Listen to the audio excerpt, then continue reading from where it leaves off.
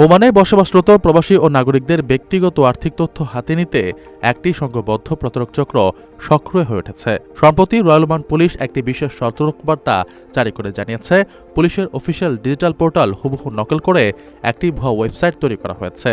এই জালিয়াতির মূল লক্ষ্য হল সাধারণ ব্যবহারকারীদের বিভ্রান্ত করে তাদের সংবেদনশীল তথ্য চুরি করা এবং বড় ধরনের আর্থিক অপরাধ সংঘটন করা। বিশেষ করে প্রবাসীদের এ বিষয়ে বাড়তি সতর্কতা অবলম্বনের পরামর্শ দেওয়া হয়েছে, যাতে তারা কোনোভাবেই এই চতুর ফাঁদে পা না দেন। সাইবার নিরাপত্তার এই ঝুঁকি মোকাবেলায় ওমান পুলিশ প্রবাসীদের ও নাগরিকদের সর্বোচ্চ সচেতনতা বজায় রাখার জন্য জরুরি নির্দেশনা দিয়েছে। পুলিশের পক্ষ থেকে স্পষ্ট জানানো হয়েছে যে যেকোনো অনলাইন সেবা গ্রহণের ক্ষেত্রে ওয়েবসাইটের লিঙ্কের সত্যতা যাচাই করা বাধ্যতামূলক। কোনো অবস্থাতেই পুলিশের ভেরিফাইড এবং বৈধ ডিজিটাল চ্যানেল ছাড়া অন্য কোনো প্ল্যাটফর্মে ব্যাংক অ্যাকাউন্টের বিবরণ বা ব্যক্তিগত তথ্য প্রদান করা যাবে না। প্রতারক চক্রটি সরকারি কাজের ছদ্মবেশে মানুষের আর্থিক নিরাপত্তা বিঘ্নিত করার চেষ্টা চালাচ্ছে।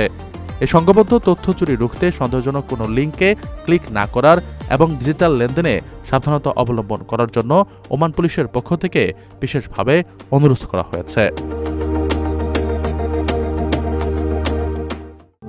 প্রবাসীদের জন্য নির্মাণ হচ্ছে দেশের প্রথম স্মার্ট সিটি, যেখানে থাকছে স্কুল, মসজিদ, হাসপাতাল, সুইমিং পুল, হেলিপ্যাড, পাঠাগার, জিম, সুপারমার্কেট, শিশু পার্ক সহ সকল নাগরিক সুবিধা।